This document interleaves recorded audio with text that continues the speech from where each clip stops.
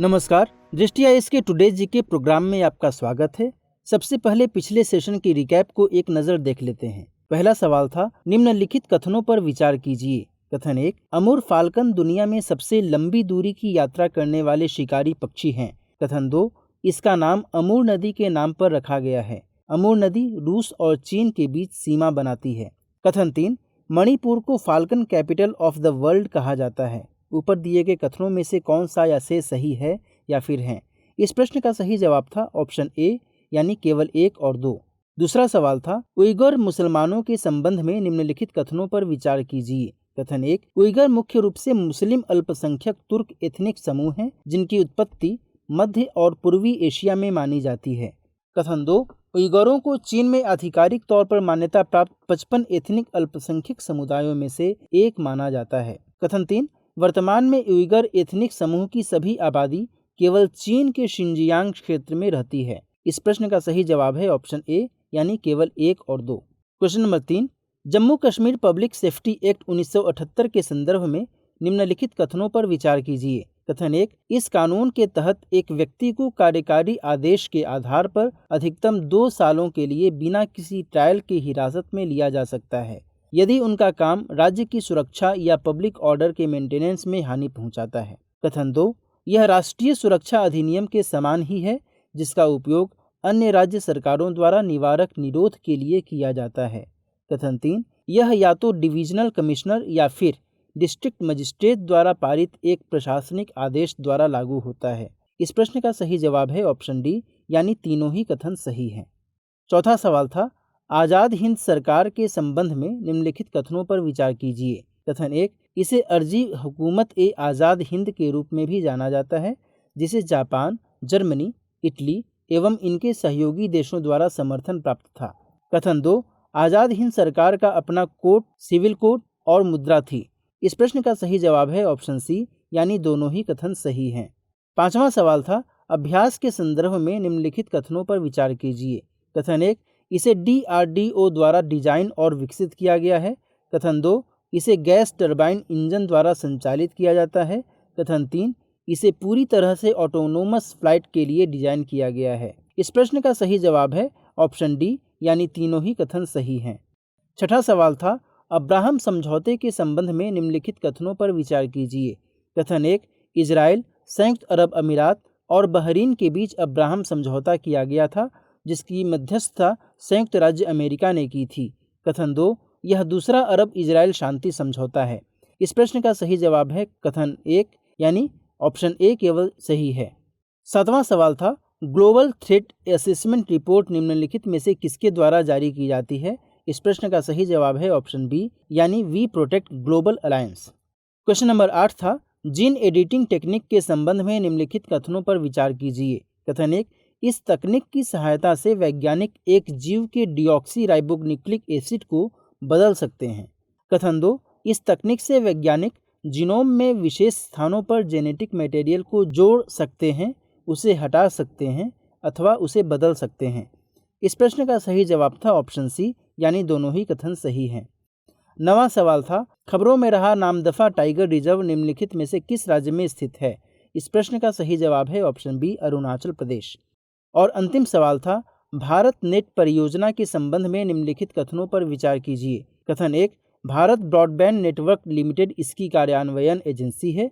कथन 2, इसका मकसद ग्रामीण भारत में ई गवर्नेंस, ई स्वास्थ्य, ई शिक्षा, ई बैंकिंग, इंटरनेट और अन्य सेवाओं की डिलीवरी को सुगम बनाना है। कथन 3, इसकी funding universal service obligation fund द्वारा की जाती है। इस प्रश्न का सही जवाब है ऑप्शन डी, यानी तीनों ही कथन सही हैं। बात करते हैं पिछले सेशन में पूछे गए अभ्यास प्रश्न की। हमने आपसे पूछा था, G7 के संदर्भ में निम्नलिखित कथनों पर विचार कीजिए। कथन 1, यह एक अंतर सरकारी संगठन है जिसका मुख्यालय जिनेवा में है। कथन 2, ग्लोबल इकोनॉमिक गवर्नेंस, अंतर्राष्ट्रीय सुरक्षा और ऊर्जा नीति जैसे साझा हितों जैसे मुद्दों पर चर्चा करने के लिए इस समूह की सालाना बैठक होती है। कथन 3, सभी G7 देश G20 का हिस्सा हैं। इस प्रश्न का सही जवाब है ऑप्शन बी, यानी केवल 2 और 3 कथन सही हैं।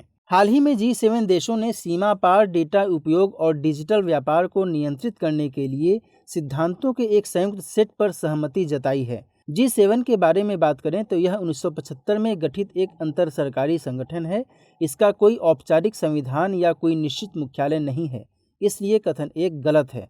इसके वार्षिक शिखर सम्मेलन के दौरान नेताओं द्वारा लिए गए निर्णय गैर बाध्यकारी होते हैं। ग्लोबल इकोनॉमिक गवर्नेंस, अंतर्राष्ट्रीय सुरक्षा और ऊर्जा नीति जैसे साझा हित के मुद्दों पर चर्चा करने के लिए इस समूह की सालाना बैठक होती है, इसलिए कथन 2 सही है।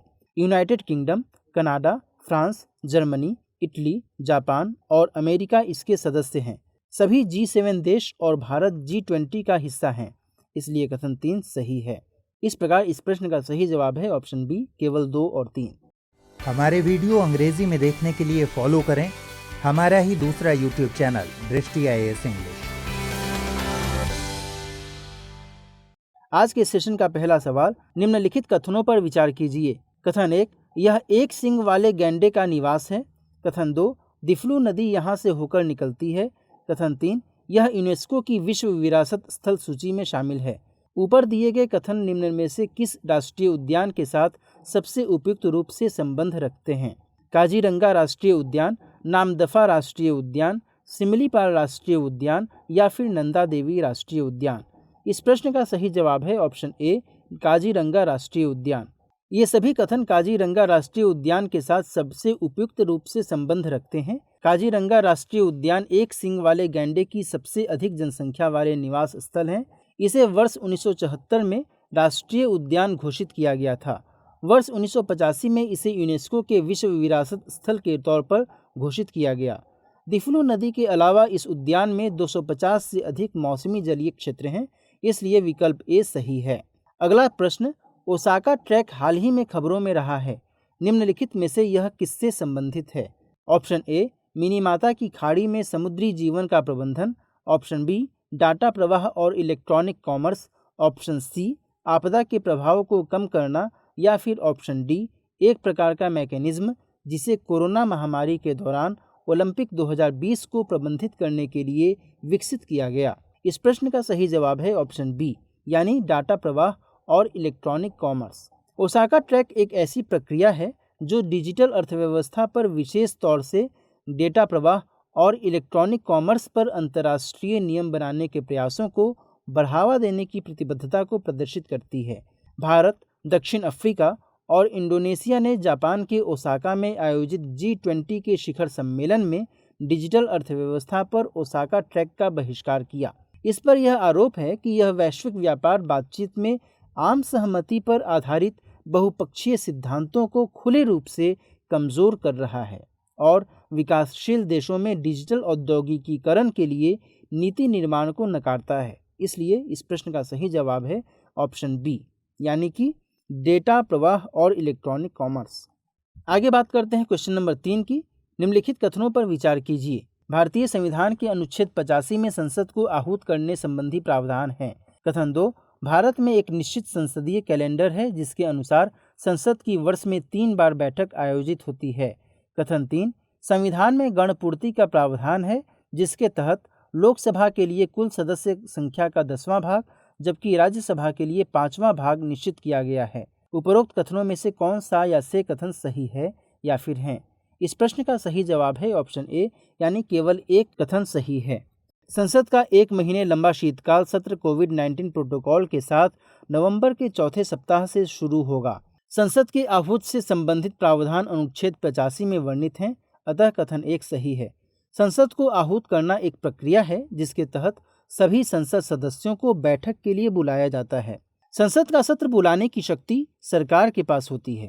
बैठक बुलाने का निर्णय संसदीय मामलों की मंत्रिमंडलीय समिति द्वारा लिया जाता है और राष्ट्रपति द्वारा इसे औपचारिक रूप प्रदान किया जाता है, जिसमें राष्ट्रपति के नाम से सांसदों को बैठक के लिए समन भेजा जाता है। भारत में कोई निश्चित संसदीय कैलेंडर नहीं है। परंपरागत तौर पर वर्ष में 3 सत्र आयोजित होते हैं, जबकि संविधान में इस संदर्भ में कोई प्रावधान नहीं है, अतः कथन 2 गलत है।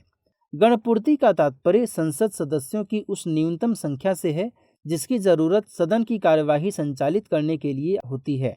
संविधान में दोनों सदनों के लिए गणपूर्ति की सीमा कुल सदस्य संख्या के 10वें भाग के बराबर निश्चित होती है, अतः कथन 3 गलत है।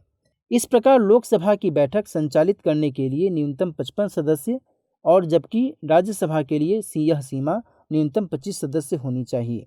इस प्रकार इस प्रश्न का सही जवाब है ऑप्शन ए, यानी केवल एक सही है। क्वेश्चन नंबर 4, निम्नलिखित में से कौन तटीय बालू खनिज के एक प्रकार हैं? रूटाइल, गार्नेट, जिरकॉन या फिर मोनाजाइट। नीचे दिए गए कूट का प्रयोग करते हुए सही विकल्प का चयन कीजिए। केवल 1 और 2, केवल 2 और 3, केवल 1, 3 और 4, 1, 2, 3 और 4। इस प्रश्न का सही जवाब है ऑप्शन डी, 1, 2, 3 और 4। हाल ही में परमाणु ऊर्जा विभाग द्वारा जारी एक नोट के मुताबिक निजी पक्षकारों द्वारा बीच सैंड मिनरल्स यानी तटीय बालू खनिज के खनन को अवैध गतिविधि के तौर पर मानने की बात कही गई है।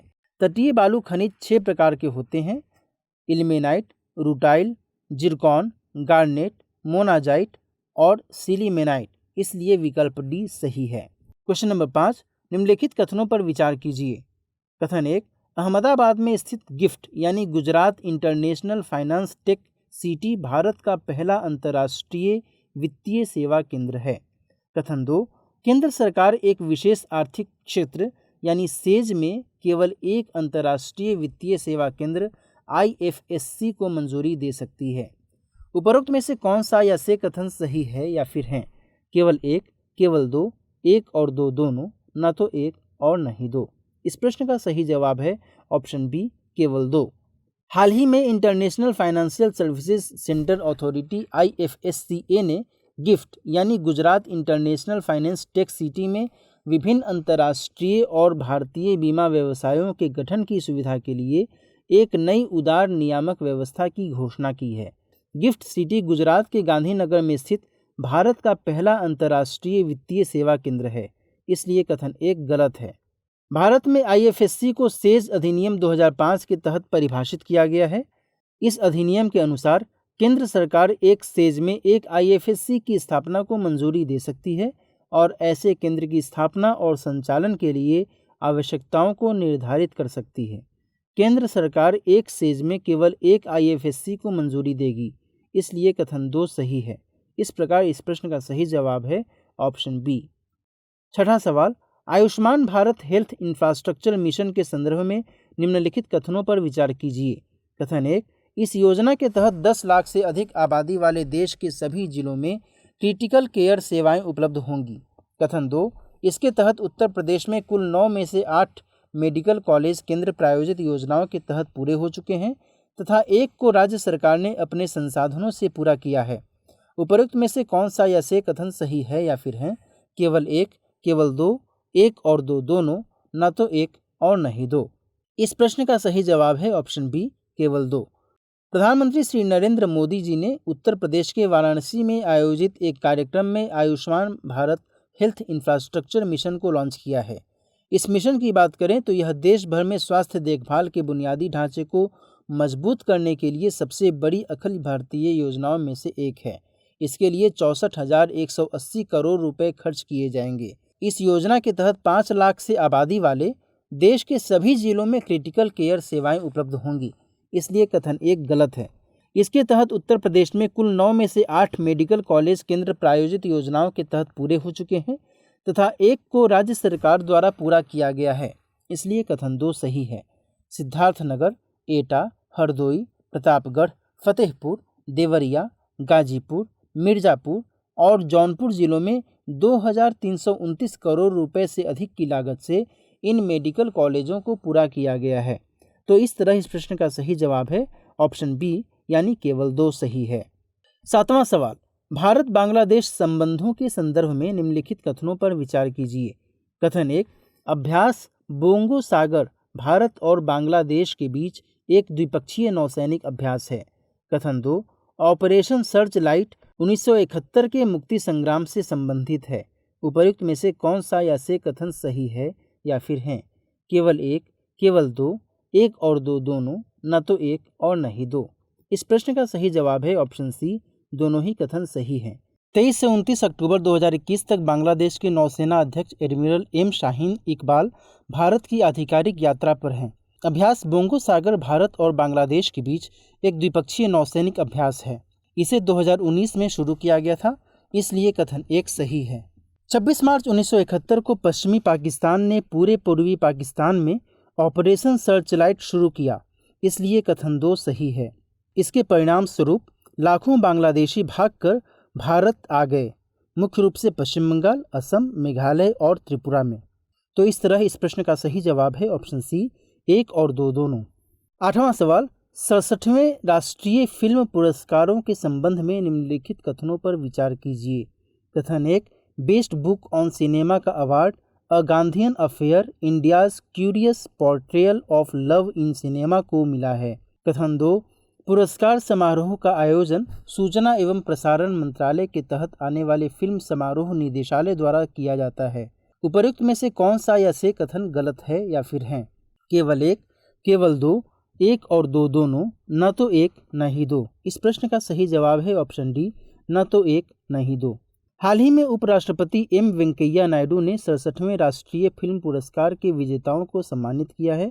67वें राष्ट्रीय फिल्म पुरस्कार की बात करें तो ये पुरस्कार वर्ष 2019 के लिए दिए गए हैं। इसका आयोजन फिल्म समारोह निदेशालय द्वारा किया जाता है, जो सूचना और प्रसारण मंत्रालय के अंतर्गत आता है, इसलिए कथन 2 सही है। सिनेमा पर सर्वश्रेष्ठ पुस्तक का पुरस्कार संजय सूरी द्वारा लिखित a Gandhian affair India's curious portrayal of love in cinema को दिया गया, इसलिए कथन 1 सही है। तो इस तरह इस प्रश्न का सही जवाब है ऑप्शन डी, यानी दोनों ही कथन सही हैं, क्योंकि आपसे प्रश्न में पूछा गया था गलत है। Question number 9, conference of parties 26 के संबंध में निम्नलिखित कथनों पर विचार कीजिए। कथन 1, इसका आयोजन इस वर्ष यूनाइटेड किंगडम की अध्यक्षता में किया जा रहा है, जिसमें इटली की साझेदारी भी है। कथन 2, संयुक्त राष्ट्र जलवायु परिवर्तन फ्रेमवर्क कन्वेंशन UNFCCC के अनुसार COP26 सिर्फ एक लक्ष्य की दिशा में कार्य करेगा। उपर्युक्त में से कौन सा या से कथन सही है या फिर हैं?